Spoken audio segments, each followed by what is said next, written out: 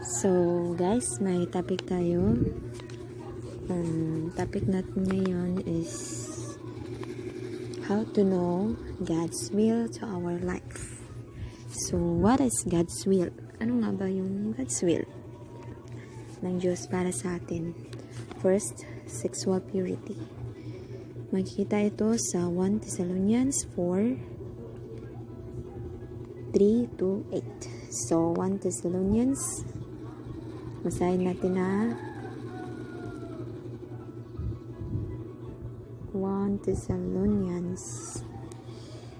Okay, 1 Thessalonians 4, ito, 3-8.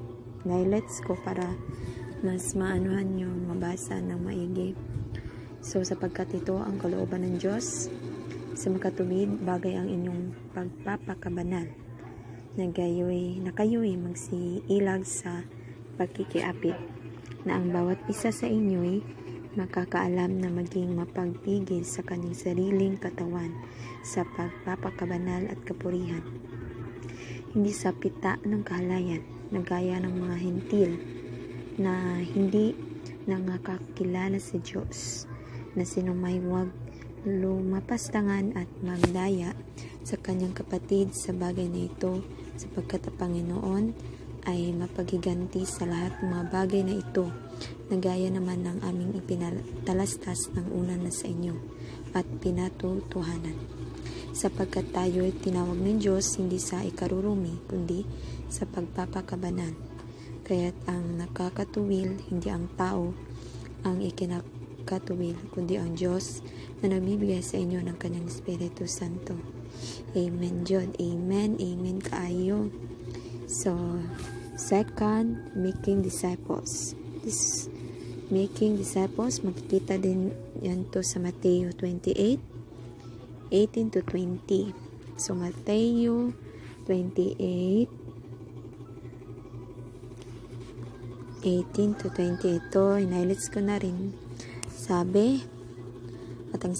At lumapit si Jesus sa kanila at sila'y kanyang kinausap na sinasabi, ang lahat ng pamalaan sa langit sa ibabaw ng lupa ay naibigay na sa akin. Dahil dito magsiayon nga kayo at gawin ninyong mga alagad ang lahat ng mga bansa, na sila'y inyong bautismuhan sa ngalan ng Ama at ng Anak at ng Espiritu Santo, na ituro ninyo sa kanila na kanilang ganapin ang lahat ng mga bagay na iniutos ko sa inyo, at narito ako'y sumasa inyo palagi hanggang sa katapusan ng sangang libutan. Amen. So, third, evangelism. Makikita yan sa 2 Timothy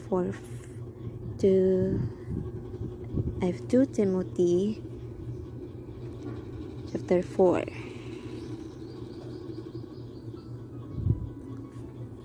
2 Timothy verse 4, chapter 5. So 2 Timothy. Okay. 4:5 ito. Nailets ko na rin. Ngunit ikaw ay mapigil sa lahat ng mga bagay, magtiis ka ng mga kahirapan. Gawin mo ang gawa ng evangelista o evangelista. Ganapin mo ang inyong ministeryo. Amen. So 4, love and respect. That's Ephesians. Makikita yan sa Ephesians 5. Ephesians, ito 5:22-33. So, ito, inalas ko na rin para mas mabasa nyo. Mga babae, pasakop kayo sa inyong sariling asawa na gaya ng sa Panginoon, sapagkat ang lalaki ay pangulo ng kanyang asawa, gaya naman ni Kristo na pangulo ng Iglesia, na siya rin ang tagapagligtas ng katawan, na tapat kung paanong ang Iglesia ay nasasakop ni Kristo, at gayon din naman ang mga babae ay pasakop sa kanyang asawa sa lahat ng mga bagay.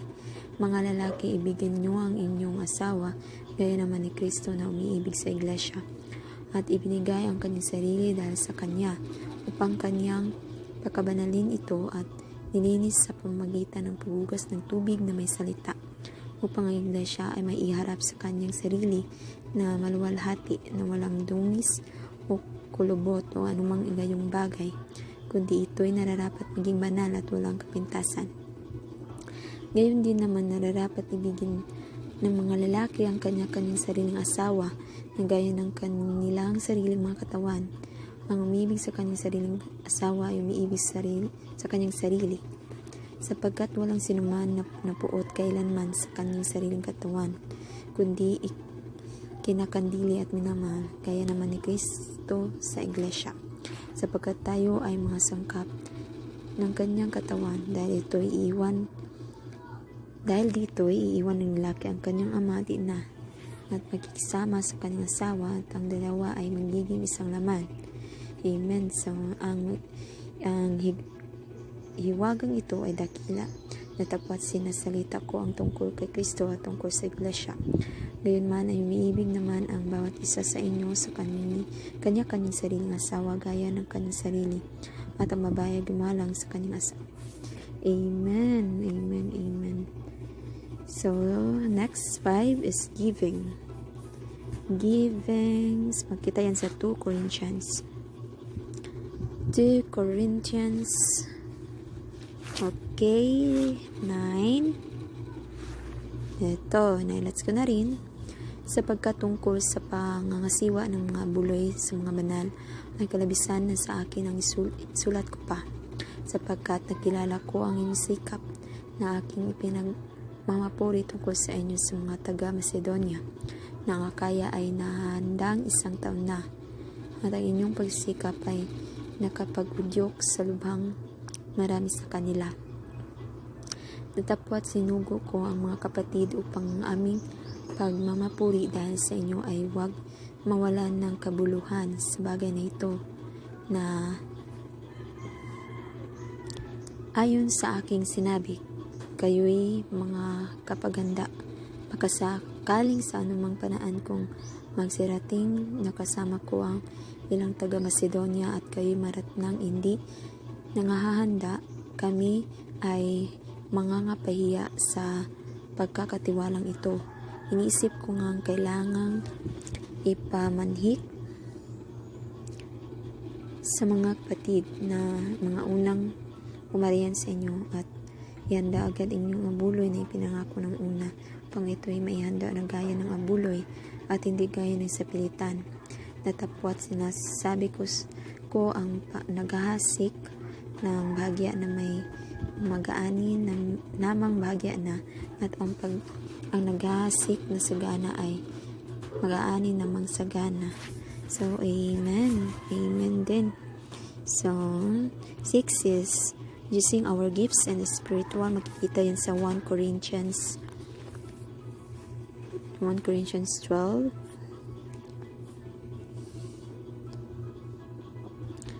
Ngayong tungkol sa mga kaloob na ayon sa Espiritu, mga kapatid, ay hindi ko ibig na hindi kayo makaalam.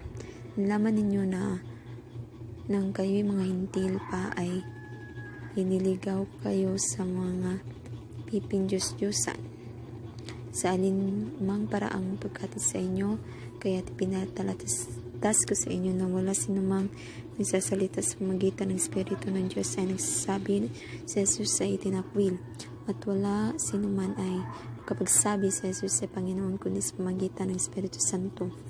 Ngayon may iba't ibang mga kaloob na dapat isang Espiritu, at may iba't ibang mga pangasiwa na dapat isang Panginoon. Amen.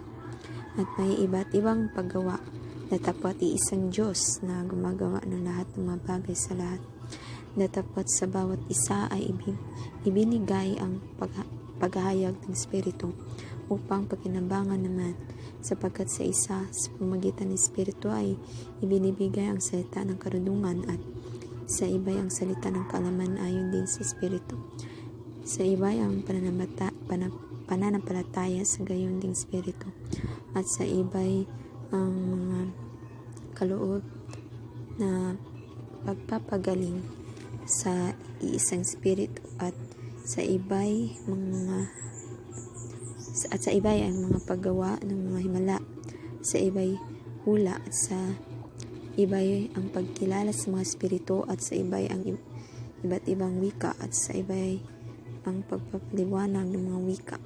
Datapot ang lahat ng ito ay ginagawa ng isa at gayon ding espiritu na ibinahagi sa bawat isa ayon sa kanyang ibig, sapagkat kung ano or kung paano ang katawan ay isa at mayroong maraming masangkap at ang lahat ng masangkap ng katawan bagamat marami ay isang katawan, gayon din naman si Kristo, sapagkat sa isang espiritu ay binabautismuhan tayong lahat sa isang katawan, maging tayo'y Hudyo o Griego, maging mga alipin o mga laya, at tayong lahat ay ipinainom sa isang espiritu o pinainom sa isang espiritu, sapagkat ang katawan ay hindi iisang sangkap kundi marami. Kung sasabihin ng paa, sapagkat hindi ako kamay, ay hindi ako sa katawan, hindi nga dahil dito hindi sa katawan. At kung sasabihin ng tenga, sapagkat hindi ako mata, ay hindi ako sa katawan, hindi nga dahil dito hindi sa katawan. Kung ang buong katawan ay pawang mata, saan naroroon ang pakinig? Kung ang lahat ay pawang pakinig, saan naroroon ang pangamoy? Datapot ngayon inilagay ng Diyos ang bawat isa sa mga sangkap ng katawan ayon sa kanyang minagaling. At kung ano ang lahat ngay pawang isang sangkap, saan naroroon ang katawan? Datapot maraming masangkap nga, ngunit iisa ang katawan. At hindi makapagsasabi ang mga mata sa kamay, hindi kita kinakailangan. At hindi rin ang ulo sa mga paa, hindi ko kayo kailangan. Hindi kundi lalo pang kailangan niya ang mga sangkap ng katawan na wari lalong mahina. At yaong masangkap ng katawan na inaakala nating kakaunti ang kapurihan, sa mga ito pinagkakaloob natin ang lalong saganang papuri. At ang mga sangkap nating mga pangit ay siyang may lalong saganang kagandahan. Yamang ang mga sangkap nating magaganda ay walang kailangan. Datapot hinusa ng Diyos ang katawan na binigyan ng lalong saganang puri iyang sangkap na may kakulangan, upang wag magkaroon ng pagkakabahagi sa katawan, kundi ang mga sangkap ay magkaroon ng magkasing isang pag-iingat sa isa't isa. At kung ang isang sangkap ay nagdaramdam, ang lahat ng mga sangkap ay nagkaramdam na kasama niya. O kung ang isang sangkap ay nagkakapuri at lahat ng mga sangkap ay nangangagalak na kasama niya. Kayo nga ang katawan ni Kristo at bawat isa ay sama-samang mga sangkap niya. At ang Diyos ay naglagay ng ilan sa iglesia. Una-unay mga apostol, ikalaway mga propeta, ikatlay mga guro, saka mga himala, saka mga kaloob na pagpapagaling, mga pagdulong, mga pamamahala at iba't ibang mga wika. Lahat ng bagay mga apostol, lahat bagay mga propeta, lahat bagay mga guro, lahat bagay mga manggagawa ng mga himala. May mga kaloob na pagpapagaling, baga ang lahat nangagsalita, baga ang lahat ng mga wika, lahat baga ay nangapapaliwanag. Datapot maningas ninyong nasain ang lalong dakilang mga kaloob at tinuturo ko sa inyo ang isang daang kagaling-galingan. So muna siya. Yan guys. So dito pa sa 13. Nilats din natin pa naman. Kung ako'y magsalita ng mga wika ng mga tao at ng mga anghel, dapat wala akong pag-ibig, ay kay ako'y naging tanso na tumutunog o batingaw na umalingaw-ngaw. At kung magkaroon ako ng kaloob na panghuhula at maalaman ko ang lahat ng mga hiwaga at ang lahat ng mga kaalaman, kung ano magkaroon ako ng buong pananampalataya, na mapalapit ko ang mga bundok, datapat wala akong pag-ibig ay wala akong kabuluhan. At kung ipinagkaloob ko ang lahat ng aking mga tinatangkili ko pang ipakain sa mga duka, at kung ibigay ko ang aking katawan upang sunugin, na tapat wala akong pag-ibig ay walang pakikinabangan sa akin. Ang pag-ibig ay mapagpahinungod at magandang loob. Ang pag-ibig ay hindi na naghili. Ang pag-ibig ay hindi nang magpuri, hindi mapagpalalo, hindi nagugaling mahalay, hindi inahanap ang kanyang sarili, hindi inayayamot, hindi inaalumana ang masama, hindi nagagalak sa kalikuan, kundi nakikigalak sa katotohanan. Amen. Lahat ay binabata, lahat ay pinaniniwalaan, lahat ay inaasahan, lahat ay tinitiis. Yes, ang pag-ibig ay hindi nagkukulang kailanman. Kahit maging mga hula ay tatapos, maging mga wika ay titigil, maging kaalaman ay mawawala, sapagkat nangakakilala tayo ng bahagya at nangahuhula tayo ng bahagya. Datapwat kung dumating ang sakdal, ang bahagya ay matatapos. Nang ako'y bata pa ay nagsasalita akong gaya ng bata. Nagdaramdam akong gaya ng bata. Nag-iisip akong gaya ng bata. Ngayong maganap ang aking pagkatawa ay iniwan ko na ang mga bagay ng pagkabata. Sapagkat ngayon malabo tayong nakakikita sa isang salamin, ngunit pagkatapos ay makikita natin sa mukhaan. Ngayon nakikilala ako ng bahagya, ngunit pagkatapos makikilala ko ng gaya naman ng pagkakilala sa akin. Datapwat, ngayon nanatili ang tatlong ito, ang pananampalataya, ang pag-asa, at ang pag-ibig. Ngunit ang pinakadakila sa mga ito ay ang pag-ibig. Amen. So, today's last, sundin ninyo ang pag-ibig, gayon may maningas ninyong nasain ang mga kaloob na ayon sa Espiritu. Ngunit lalo na ang kayo'y mga kapanghula, sapagkat ang nagsasalita ng wika ay hindi sa mga tao nagsasalita, kundi sa Diyos, sapagkat walang nakakaunawa sa Kanya, kundi sa Espiritu ay nagsasalita ng mga hiwaga. Datapwat ang manghuhula ay nagsasalita sa mga tao sa ikatitibay at sa ikapangaral at sa ikaaaliw. Ang nagsasalita ng wika ay nagpapatibay sa sarili, ngunit ang nanghuhula ay nagpapatibay sa iglesia. Ibig ko sanang kayong lahat ay magsalita ng mga wika, datapwat lalo na ang kayo'y magsipanghula, at lalong dakila ang nanghula kaysa nagsasalita ng mga wika. Maliban na kung siya'y magpapaliwanag upang ang iglesia ay mapagtibay. Ngayon nga mga kapatid, kung ako'y pumarihan sa inyo na nagsasalita ng mga wika, anong inyong pagkikinabangan sa akin? Maliban na kung kayo'y pagsalitaan ko sa pamamagitan ng pahayag o ng kaalaman o ng panghula o ng aral, kahit ang mga bagay na walang buhay na nagsisitunog, maging plauta o alpa, kundi bigyan ng pagkakaiba ang mga tunog, paanong malalaman kung ano ang tinutugtog sa plauta o sa alpa? Sapagkat kung ang pagkakak ay tumunog na walang katiyakan, sino ang nahahanda sa pakikibaka? Gayon din naman kayo, kung hindi ipinangusap ninyo ng dila ang masalitang madaling maunawaan, paanong matatalos ang inyong sinasalita, sapagkat sa hangin kayo magsisipagsalita. Halimbawa, mayroon ngang iba't ibang mga tinis sa libutan at walang di may kahulugan.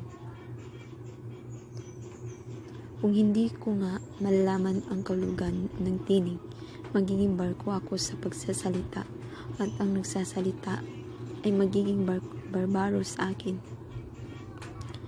Gayon din naman kayo, na yamang kayo'y mapagsikap sa mga kaloob na ayon sa Espiritu, ay pagsisikapan ninyong kayo'y magsasagana sa ikatibay na iglesia. Kaya't ang nagsasalita ng wika ay manalangin na siya ay makapagpaliwanag. Sapagkat kung ako'y nanalangin sa wika, ay nanalangin ang aking espiritu. Datapwat ang aking pag-isip ay hindi namumunga. Ano nga ito? Manalangin ako sa espiritu at manalangin din naman ako sa pag-iisip. Awit ako sa espiritu at awit din naman ako sa pag-iisip. Sa ibang paraan, kung ikaw ay nagpupuri sa espiritu ang nasa kalagayan ng di marunong, paano siya ay makapagsasabi ng siya nawa? Sa iyong pagpasalamat, palibhasa ay hindi nalalaman ninyong sinasabi, sapagkat ikaw sa katotohanan ay nagpapasalamat kang mabuti, datapwat ang iba'y hindi nagkapagtibay.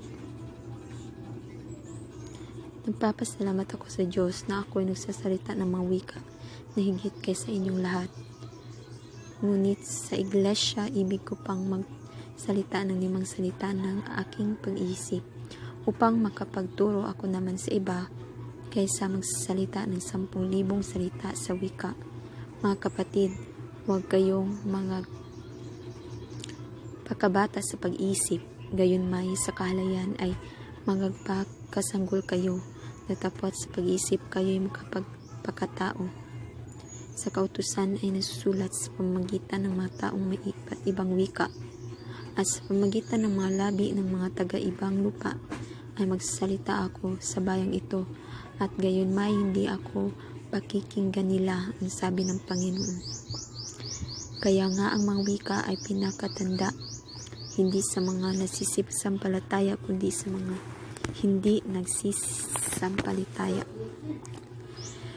Ngunit ang paghuhula o ang panghuhula ay hindi sa mga hindi nagsisisampalataya, kundi sa nagsisampalataya. Kung ang buong iglesia ngay magkatipon sa isang dako at lahat ay magsasalita ng mga wika at magsisipasok ang mga hindi marurunong o hindi mga nagsisampalataya, hindi baga nila sasabihin kayo'y mga ulol? Datapat kung ang lahat ay nagsisipanghula at may pumasok sa isang hindi sumasampalataya o hindi marunong, mahihikayat siya ng lahat, masisiyasat siya ng lahat. Ang mga lihim ng kanyang puso ay nahayag, at sa gayoy mapagpatira pa siya at sasamba sa Diyos na sasabihing tunay ngang ang Diyos ay nasa gitna ninyo. Ano nga ito mga kapatid? Pagka kayo'y nangagkakatipon ang bawat isa sa inyo, may isang awit, may isang aral, may isang pahayag, may wika, may isang pagpapaliwanag. Gawin ninyo ang lahat ng mga bagay sa ikatitibay. Kung nagsasalita ang sinuman ng wika, maging 2 o haga, o wag higit sa 3, at sunod-sunod, at isang magpapaliwanag. Datapat kung walang tagapagpaliwanag, ay tumatahimik siya sa iglesia, at siya'y magsalita sa kanyang sarili at sa Diyos. At ang 2 o 3 sa mga propeta ay magsipagsalita at mga iba'y mga magsisiyasat. Datapwat kung may ipinahayag na anuman sa isang naupo, ay tumahimik ang nauuna, sapagkat kayong lahat ay makapangulang isa-isa, upang ang lahat ay mga tuto at ang lahat ay maaralan, at ang mga espiritu ng mga propeta ay nasasakupan ng mga propeta. Sapagkat ang Diyos ay hindi Diyos ng kaguluhan, kundi ng kapayapaan. Kaya sa lahat ng mga iglesia ng mga banal, ang mga babae ay magsitahimik sa mga iglesia, sapagkat sila ay walang kapahintulutang mga salita, kundi sila ay pasakop gaya naman ng sinasabi ng kautusan. At kung ibig nilang malaman ang anumang bagay, magtalong sila sa kanilang asawa sa bahay, sapagkat mahalay na ang isang babae ay magsalita sa iglesia. Ano? Lumabas baga mula sa inyo ang salita ng Diyos o sa inyo lamang dumating? Kung iniisip nino man na siya ay propeta o Ayon sa Espiritu ay kilalanin niya ang mga bagay na sa inyo'y sinulat ko na pawang utos ng Panginoon. Datapwat kung ang sinuman ay mangmang, ay manatili siyang mangmang. Kaya nga mga kapatid ko, maningas na pakanasain ninyong makapanghula at huwag ninyong ipagbawal ang magsalita ng wika. Datapwat gawin ninyo may karapatan at may kaayusan ang lahat ng mga bagay. Yes, amen, amen so much. So, yun guys, yun yung God's will natin sa buhay natin. Yung sexual purity, second, making disciples, third, evangelism, 4, love and respect, 5, giving, and 6, using our gifts spiritual. So, yan ang gusto ng Diyos para sa ating buhay. Good luck and God bless. And knowing God's will to our life, also we have God first. Okay, first, God speak through His word. Second, God speak through fasting. And keep on asking, keep on seeking, keep on knocking on the door, and the door will open to you. So makikita yan sa Mateo 7. Mateo 7.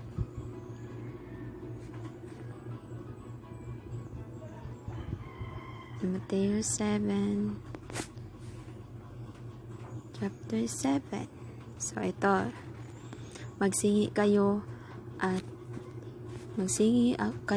kayo'y bibigyan. Magsihanap kayo at kayo'y mga kasusumpong.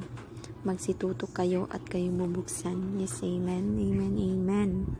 Then third, God speak through His Spirit. So, makikita yan sa Galatians 5:16. 5:16.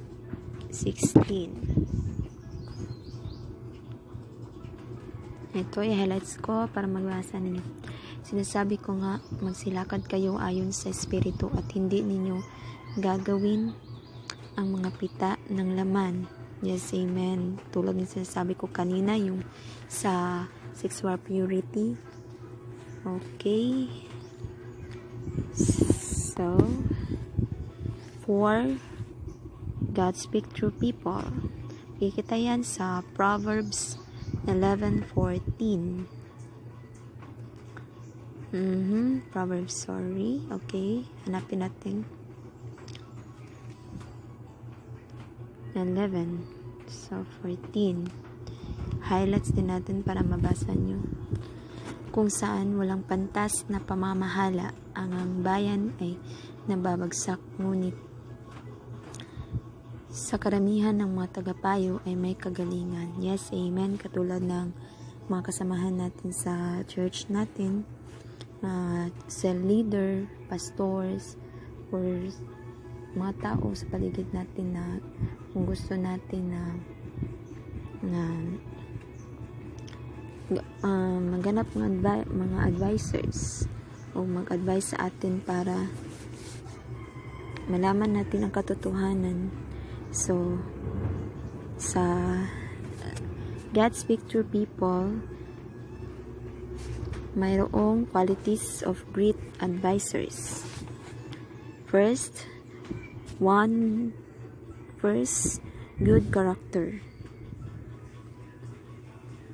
Yes. 2, spiritual mature. Amen. So, 3, give a biblical perspective. 4, give a balanced perspective. 5, real life experience. Just amen. 5, God speaks through circumstances. Magkita yan sa Revelation 3:7. 3, 7. Lara. Here. As ang anghel ng iglesia sa Philadelphia ay isulat mo. Ang mga bagay na ito ay sinasabi ng banal. Niya ang totoo, niya ang may susi. Ni David, niya ang nagbubukas at di mailalapit ng sinuman, at naglalapit at di maibubukas ng sinuman. Yes, amen.